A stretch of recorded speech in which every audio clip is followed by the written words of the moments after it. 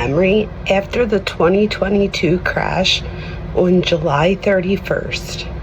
17-year-old Mackenzie Shirilla drove her car at 100 miles per hour into a building in Strongsville, Ohio, killing her 20-year-old boyfriend Dominic Russo and their 19-year-old friend Davion Flanagan. Investigators later recovered the car's black box data, which showed that Shirilla had floored the accelerator and never hit the brakes before the crash's circumstances and evidence led prosecutors to conclude that it was intentional rather than accidental. In a 2023 bench trial, Shirilla was found guilty on multiple counts, including murder and aggravated vehicular homicide, and she was sentenced to a concurrent 15 years to life prison sentence. That's no small feat. The shocking case of this teenage girl turned convicted murderer has many wondering why a young person would do something so extreme. To shed light on this tragedy, we can explore several key concepts from developmental psychology, including adolescent egocentrism, imaginary audience, personal fable, as well as factors like socio-emotional dysregulation, relationship intensity, and teen impulsivity. We will also examine the role of Shirilla's upbringing, including signs of permissive parenting, and even a curious element of the case, that secret gibberish language that she shares with her mother.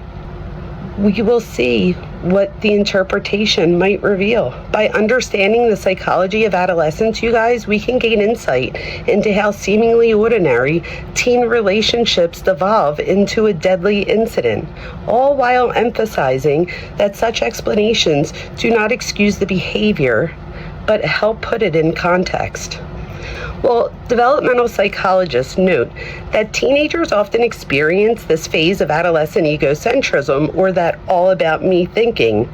It's normal, and it's characterized by intense self-focus and difficulty distinguishing one's own perspective from others.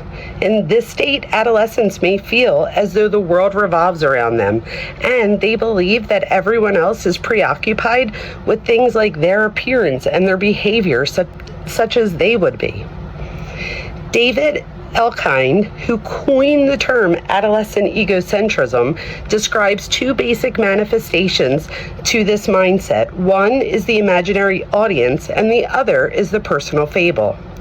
Imaginary audience is when teens believe that everyone is watching them all the time.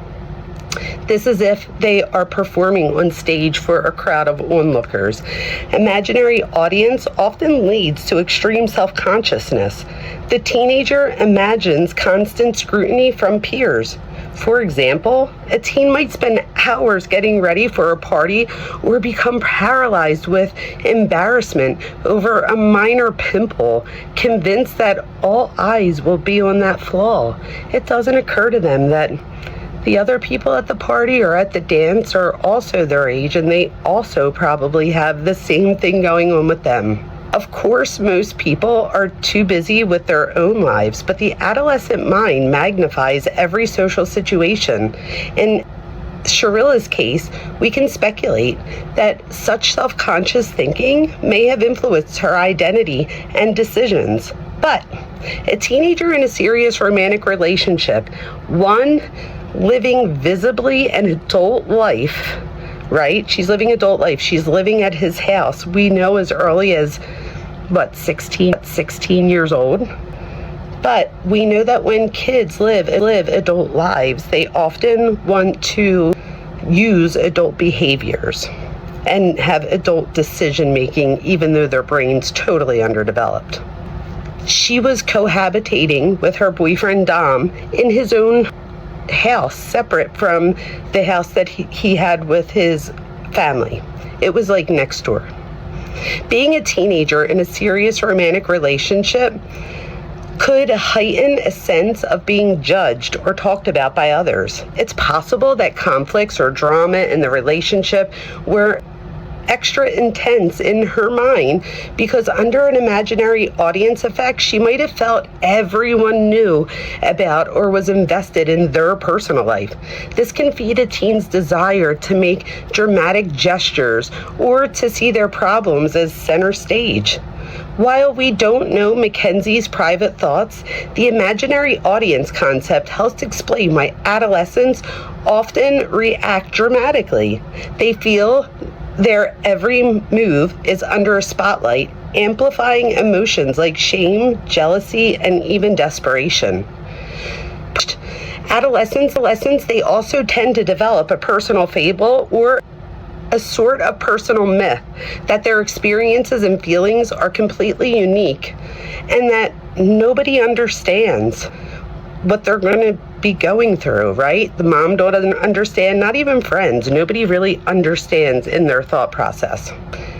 They may even see themselves as the heroine of a story that nobody else can truly grasp. This sense of uniqueness often breeds an illusion of invulnerability. In Elkin's words, teens under the sway of personal fable often feel invulnerable and immortal, believing that the rules and risks apply to other people, they don't apply to them. As a result, they may lack impulse control and engage in risky behavior without fear of the consequences. We see how this might relate to a teenager like Mackenzie Shirilla. The decision to drive 100 miles an hour towards a building, you guys, this is effectively weaponizing her car. It's almost unimaginable to a rational adult. But a teen caught in an emotional whirlwind might entertain the fable that she won't really get hurt or that this bold act will somehow solve her problems. For instance, forcing everyone to realize how much pain she's in or punishing those who were wrong about her or that wronged her. In the months prior to the fatal crash, Shrilla's relationship with Dominic Russo had been turbulent and full of fighting, breakups, and even threats. Dominic's family recalled an incident where Mackenzie, during an argument, shouted, "I'm going to wreck this car right now," while Dominic was the passenger. This earlier episode eerily foreshadows the final crash and shows her impulsive belief that such an extreme action was somehow an option on the table. The personal fable mentally says, "No one has ever felt love or pain like I do." This can fuel dangerous grandiosity. A teenager might think, for example, that if her boyfriend's about to leave her, her life is going to be over, and nothing else matters. This Romeo and Juliet style thinking, like we're destined to be lovers, if we can't be together, life isn't worth living, is not uncommon in adolescence. When emotions run high and perspectives are narrow, this is also due to a lack of brain development. It's possible that Shirilla, in a desperate moment, felt uniquely entitled to take drastic action, whether as a twisted way to cement her bond with Dominic forever, or as an impulsive, "if I can't have you, nobody will" response. Such feelings of uniqueness and invincibility are hallmarks of the adolescent personal fable and may have lowered her instinctive aversion to such deadly risk. Let's next look at emotional dysregulation in the teenage brain. Adolescence is often a roller coaster of emotions. It's a time of feelings where they could swing from ecstatic joy to despair with alarming speed, right? You could go from one to the other very quickly.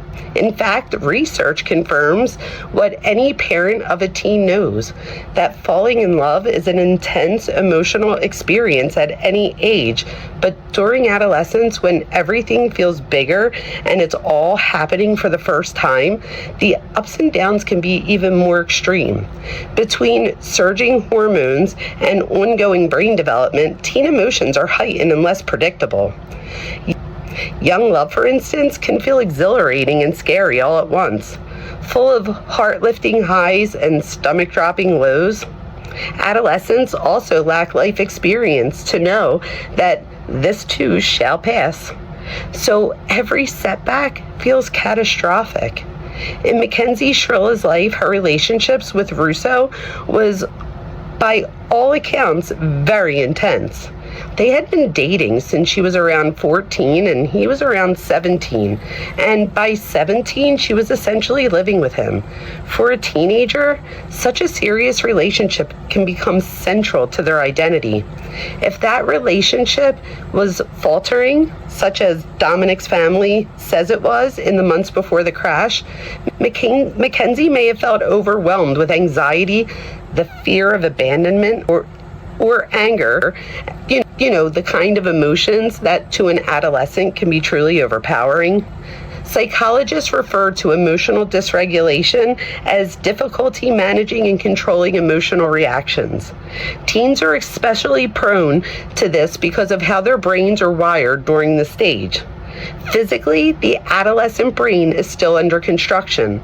The regions involved in impulse control and rational decision-making, primarily the prefrontal cortex, are not yet fully mature, whereas the brain's emotional centers, such as the limbic system and reward circuits, are highly active.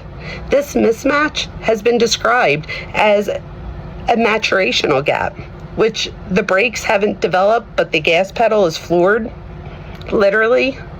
Studies in developmental neuroscience note that adolescence is characterized by heightened emotional reactivity, impulsivity, and risk-taking behavior. In other words, teens tend to feel emotions more intensely and changeably than adults. And these feelings can hijack their behavior.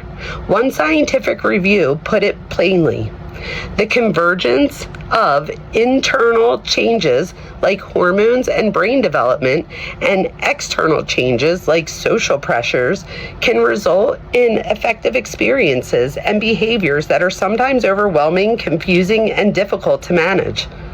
For many teens, learning to regulate these surging emotions is the central task of adolescence. But it's a task still in progress, and many stumble along the way. In Shirilla's case, there are signs that emotional dysregulation played a role, in my opinion. The intensity of her feelings for Dominic, whom she reportedly called her soulmate, the ability of their relationship suggests extremes of emotion.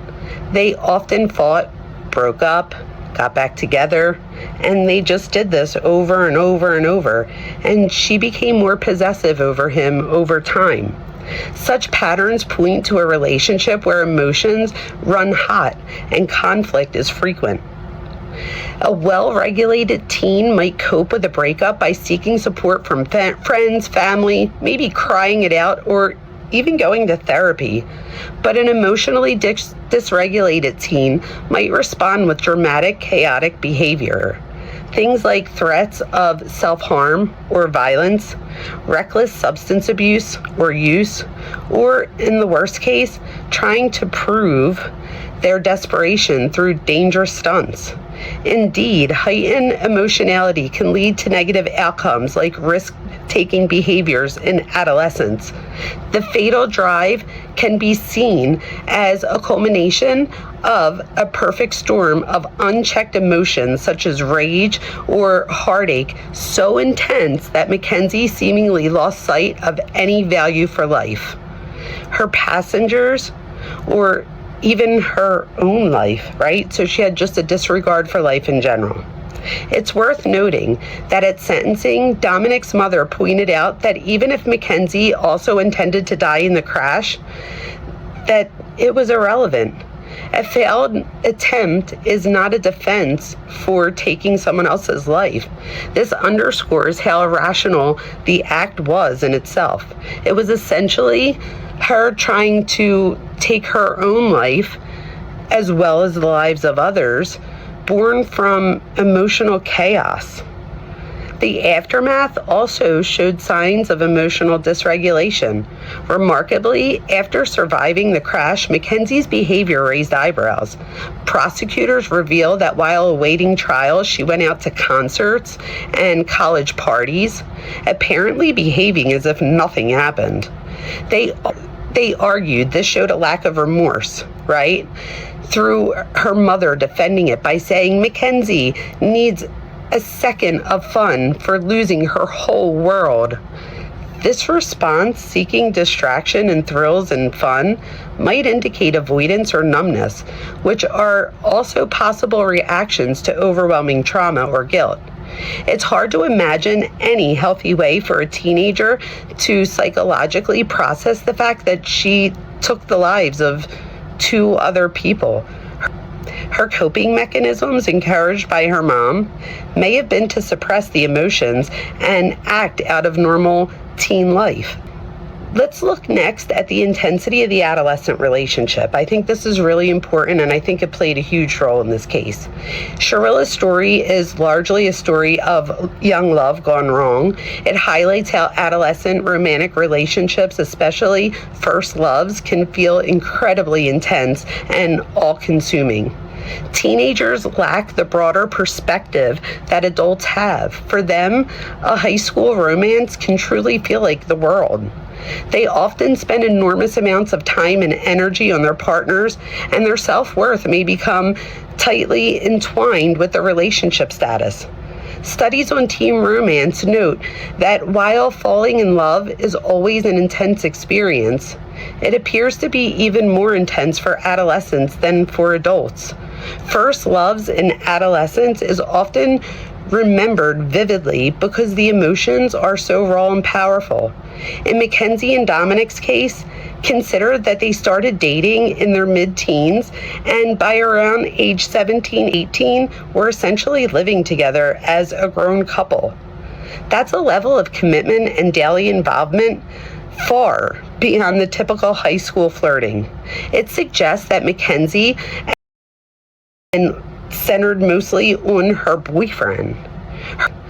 By all accounts, she was infatuated and deeply attached. This kind of relationship intensity isn't unusual for teenagers. Remember, they are experiencing everything such as love, intimacy, jealousy, and heartbreak for the very first time, which can feel incredibly novel and significant. Adolescents also tend to be highly sensitive to peer and partner approval. Brain research indicates teen brains are especially tuned into social rewards, such as a lover's attention or rejection. This would hit much harder at 17 than it might at 27, 37, 47. Also, teens have not yet developed the cognitive schema to know that life has second chances or that new relationships will come. As a result, when an intense adolescent relationship is threatened by a breakup, cheating, or frequent conflict, the young person can feel like their entire world is collapsing. Statements like, "I can't live without him," or "if you leave me, I'll die," might sound melodramatic, but to a teenager, they can be very literal, true feelings in the moment. We see echoes of this in Shirilla's case. The Russo family described how Dominic had tried at many times to pull away. When we look over the text messages eventually, we're going to see this. But it just couldn't happen. It wouldn't happen. She wouldn't allow it to happen. Even needing friends to help himself from Mackenzie during one incident to come and physically take him from her car because he was afraid for his life in that moment. She apparently became increasingly possessive and desperate not to lose him. This desperation is a sign of how catastrophic a breakup felt to her. It's telling that at sentencing, Mackenzie still professed Dom as her soulmate. "I wish I could take all of your pain away. I am so sorry," she says to Dom's mom. She's expressing undying love, even as she was being punished for taking his life. It's as if in her mind, the love story was still the defining narrative, tragedy and all. None of this is to say that every teen relationship is going to turn deadly. In fact, millions of adolescents navigate breakups without violence all the time. But the Shirilla case is an extreme example of how impulsive control can create a lethal brew. A teenager like Mackenzie likely lacked the emotional tools to cope with losing her boyfriend. This intensity of her attachment may have made her think that life wasn't worth living without him, or that if he hurt her by ending the relationship, she needed to hurt him back by ending the relationship.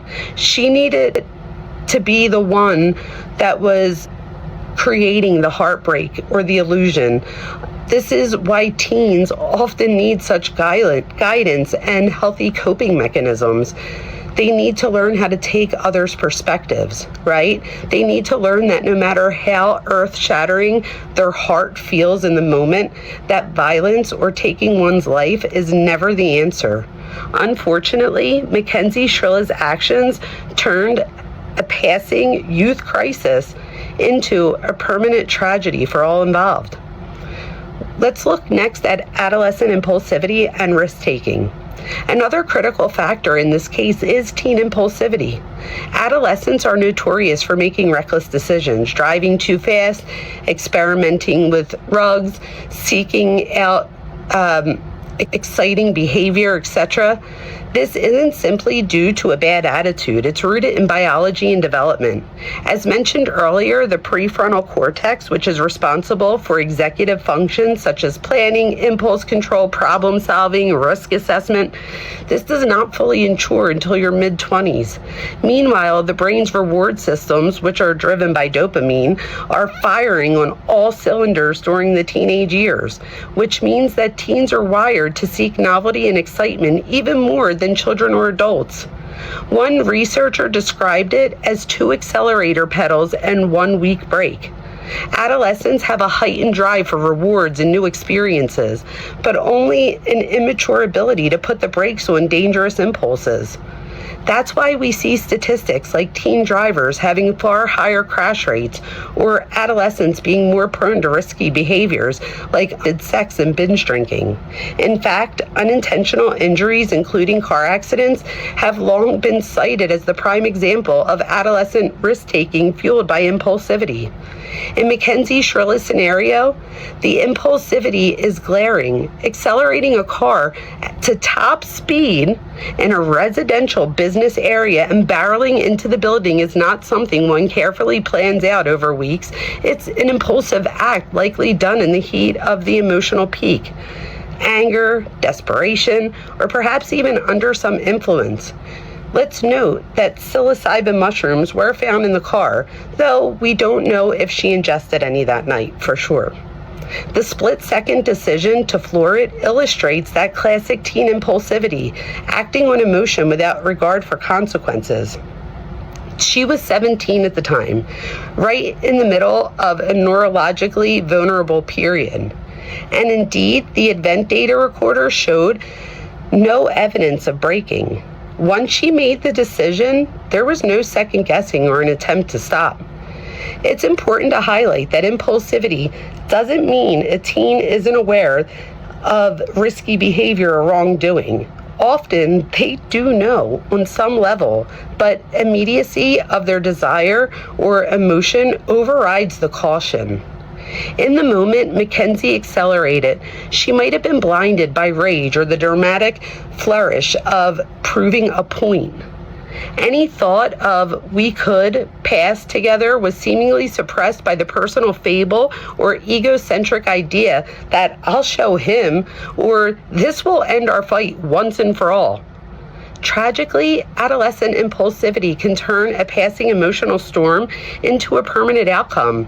One impulsive moment and 2 young lives were lost, with a third, Mackenzie, her own life, being ruined in itself. This is why experts emphasize educating teens about pausing and thinking, and why parents are urged to impose external controls such as curfews, driving restrictions, etc. Holding their kids accountable for their actions is so important. Teens often can't rely on control themselves in hot-button moments. In Mackenzie's case, while extremes underscores the point, had there been anything to interrupt that moment of impulsivity, a friend in another car, a phone call, or simply more emotional maturity, this catastrophe might have been avoided. One of the other things I really think it's important to look at, you guys, is permissive parenting and family dynamics. As you may know, that I have my master's in counseling, psychology, and my bachelor's, and I have a specialization in marriage and family therapy. I also have a doctorate degree, but marriage and family therapy is where I did a huge specialization. So the part of looking at the family dynamics and the parenting style, as well as her relationship with Dom, was just really important to me. So a significant backdrop to this case is the role of parenting and family environment. In particular, many have observed that Mackenzie Shirilla's parents, especially her mother Natalie, display signs of permissive parenting style. Permissive parents are known for being warm and loving, but they have few rules and expectations for their children. They tend to take more of a friend role than an authority figure, often allowing kids to make their own decisions, even beyond their maturity level, and seldom reinforcing consistent discipline. Children from permissive homes often have high self-esteem and feel loved, but they may struggle with self-regulation and boundaries, sometimes becoming impulsive, selfish, and lacking in self-discipline. In other words, without firm limits, a teen might never learn that no means no, or that there are consequences to their actions until the real world teaches them in harsh ways. How does this relate to Mackenzie's situation? Well, first, consider the living arrangement. By 17, she was essentially cohabitating with her boyfriend. According to Dominic's family, Mackenzie moved in with Dominic, who was slightly older, around 20 years old, in one of the Russo family homes toward the end of 2021. It's not fully detailed whether this was with her parents' blessing or simply an arrangement she made with the Russo family. But the fact remains that her parents did not prevent her or the high school age daughter from living with her boyfriend. I would have just said, no, you're not going, right? As many parents, even of legal adult children, would be uneasy with such an arrangement, let alone for their minor. The permissive approach might have been, she's going to do what she wants, so we just allow it. Next, consider the aftermath of the crash and during the trial. Natalie Shirilla's behavior shows, or let's just say, less than smart decision-making.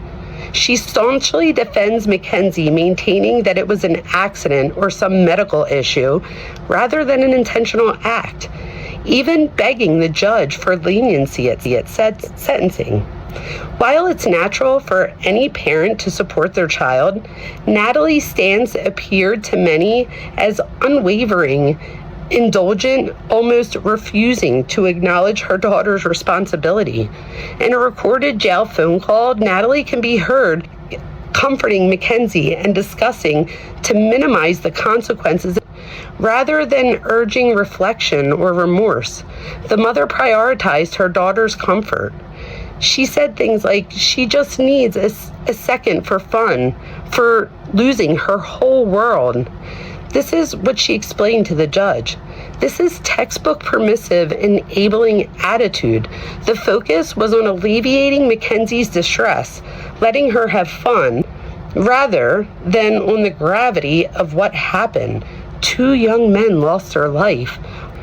Permissive parents often avoid confronting their kids on such issues. Additionally, the very existence of a secret language between Mackenzie and her mom, which we'll discuss next, hints at an unusually peer-like relationship. They had inside jokes and codes that outsiders, including Mackenzie's dad and authorities, weren't privy to, almost like 2 best friends conspiring. In a healthy parent-child dynamic, especially when serious wrongdoing has occurred, the parent's role would be to guide the child to take responsibility, face the consequences, and learn from their mistakes. In contrast, Natalie's actions, from the coded jail chats to public defense, suggest she often sides with her daughter against the world, a hallmark of permissive or even enmeshment-style parenting. It's worth noting that children from permissive households can sometimes exhibit greater risk-taking behavior since they've not had strict limits at home. Your first environment is your home, you guys. This is so important. Mackenzie's willingness to drive recklessly, her staying out late at parties even after the crash, and possibly her involvement with Ruggs could all tie back to a lack of enforced boundaries growing up. Of course, this is just observational. We don't have a full window into the Shirilla home, but the patterns align with permissive upbringing. The lesson here is not to blame the parents for what happened. Ultimately, Mackenzie made her own decisions, right? But we need to see how an environment with little discipline or accountability might fail to counteract a teen's worst impulses. Strong, compassionate parenting might have intervened in such a toxic relationship, or may have gotten Mackenzie to therapy after early warning signs like the prior "I'll wreck your car" threat. Instead, the permissive approach possibly left her unchecked until it was too late. Let's talk about this secret mother-daughter language. One of the strangest details to emerge from this case for me was that Mackenzie and her mother communicate in what observers call gibberish. Recordings of jailhouse phone calls between the two revealed them slipping into an unintelligible pattern that sounded like nonsense words. This wasn't just random babbling. Those familiar with language games recognized it as a variant of gibberish language, or a coded speech where extra syllables are inserted into the words to obscure meaning. For example, using EZ or EAZ or IZ inside words help to distort the language or what you're hearing so that you're just like, wait, what just happened? So season, wheezy, tease, I see, I can't even speak it, you guys, I can't even try. But it sounds like gibbly-gook and to the untrained ear. In essence, Mackenzie and Natalie had prearranged code that allowed them to speak freely in front of others, even on recorded lines, without being understood. I even heard her talking with her mother in this language while being interviewed by the police in the hospital. She was asking her mother if they could just say that she had a seizure or something of that sort. If you look at the language written out, you can see, like you can decode what it is that they're saying. It's not very hard to decode. However, when you hear it, you're like, what the heck was that? But why would a mother and daughter have such a secret language? One possibility is that it started as a playful family quirk. Some parents and kids do make up pretend languages or use Pig Latin for fun when kids are little. It could have been a way to communicate secrets in public or just a bonding thing. However, the context in which it was used here is telling. They broke into this code speech during jail calls, presumably aware that authorities monitor these calls. That suggests a level of cunningness or premeditation. They intentionally tried to hide the content of their discussion. In fact, at one point, Mackenzie was reported asking her mother in code something to the effect of, "Can I ask them if I can do community service or just get my license taken away?" Essentially strategizing about her lighter punishment while avoiding detection by the guards. Such use of gibberish points to a continuous enabled dynamic. Rather than scolding her for refusing to play along, Natalie engages in the code talk, effectively helping her daughter scheme to evade full consequences. Interpreting this, we see a few things. First, the closeness of their relationship. They had a private way of speaking that other family members or friends might not penetrate. This can indicate an enmeshed relationship. So this isn't close like you're thinking. The other one ends. It's almost as if they both breathe the same air. I'll have to do a whole other video just on enmeshment. But this can indicate an enmeshed relationship where boundaries between parent and child are blurred and they operate almost as one unit. Bad. Second, it shows a prior pattern. Mackenzie and her mom likely used the secret speech whenever they wanted privacy. One could speculate that this habit allowed Mackenzie to hide things or to discuss taboo topics to her mom without her dad or others knowing. Usually teens hide things from parents, not team up with one parent to hide it from everyone else. This again hints that Natalie was more of a co-conspirator than a disciplinarian, in my opinion. From a psychological viewpoint, this secret language could be seen as a tool of permissiveness and protection. Natalie might have taught or encouraged it to make Mackenzie feel safe telling her anything, such as, "Don't worry, we can talk in our language and no one will know." While open communication is great, doing it in secret can foster an us against the world mentality.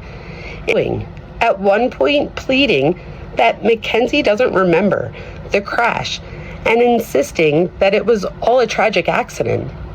Whether Mackenzie actually had memory loss or not, the mom's approach was to create a narrative to help her daughter avoid blame. The gibberish talk was just one more means to that end. In terms of interpretation, many commentators viewed the secret language as deeply concerning because it illustrated how far Natalie would go to shield Mackenzie from reality. Even after being convicted in this case, they still speak in code, almost in denial of the seriousness. A mother who couldn't let it go, and a daughter who still relied on mommy to fix things instead of owning up like an adult. Clinically, one might say that this reflects an insecure attachment or an unhealthy dependence between them. In any case, it's extraordinary. Most of us have never heard a criminal parent speaking in secret tongue on jail calls, and it underscores how unique and insular Mackenzie's support system was. The very tools like this private language that might have been cute in her childhood become instruments that impede accountability in her adolescence. In conclusion, understanding this case, you guys, doesn't mean that I excuse the behavior. Not at all. The Mackenzie Shirilla case is a tragic convergence of youth and violence, a potential reminder that the turmoil of adolescence can sometimes boil over into real-world devastation. By examining concepts like adolescent egocentrism, emotional dysregulation, impulsivity, and even permissive parenting, we can gain a clearer picture of why this teen's judgment may have been so disastrously impaired. Adolescent egocentrism likely fostered a sense of invincibility and an all-or-nothing thinking in this case. Overpowering emotions fueled her drastic response to a relationship crisis. And a background of lax parenting left her without the guardrails that might have stopped her. These insights, however, do not justify what she did. Millions of young teens go through heartbreak and rejection and do not resort to a lethal violence. Ultimately, Mackenzie Shirilla is responsible for her own actions and is facing the consequences. Yet, seeing her as a case study in adolescent psychology can serve a purpose. It highlights how dangerous adolescence' mix of passion and pure judgment can be when left unchecked. For parents, educators, and teens themselves, this case is a cautionary tale. It underscores the importance of setting boundaries and staying engaged in teens' lives, or especially when teens resist. Permissiveness taken too far can leave a young person lost when they hit life's problems and life's storms, right? It also stresses the need for early intervention. If a teen shows signs of extreme jealousy in a relationship or have threats of self-harm or even harm to others, any red flags, you guys, in a relationships, an adult must not dismiss it as teen drama. Those patterns cost Dominic and Davion their lives and Mackenzie her future. Understanding the adolescent mind prone to feelings like no one has ever hurt like I hurt, and acting before thinking can help us approach teens with empathy. In the end, Mackenzie Shirilla's case is profoundly sad on all sides. A young woman's teenage love turned into obsession and violence. 2 families lost sons, and even Mackenzie's own family lost the girl that they knew as she transformed into an inmate in that courtroom. As we reflect on it, balancing both empathy and accountability is key. We can acknowledge the development forces at play, the storm of adolescence that can drown reason, while still affirming that what she did was wrong and preventable. By learning from this case, society can work to better educate teens about emotional coping and impulse control. We can support them through mental health struggles and guide parents in finding the middle ground between freedom and firmness. Right? We have to model good behavior. We have to model good relationships. We have to remember that whatever is good enough for us is good enough for our kids. And that's the truth. If your kid sees you downing, your other loved one, your spouse, that's going to become an option for them. So it's so important that as parents, that we not only hold kids accountable, but that we also model the behavior that we want our children to experience, right? Or that we want our children to behave like. We want to show them good parenting. With that being said, I thank you so much for listening to my little rant here at the end, right? I just feel very passionately about this. Please like, subscribe, and share. Hopefully you've done that already. If you haven't, please do so. It's an inexpensive or a free way to support my channel and to help me grow so that others can hear this important message as well. Just by liking my video, you will help me so much. If you could share this video to friends, family, grandparents, aunts, whoever wants to listen, please let them hear this. There is so many lessons to be learned in this story.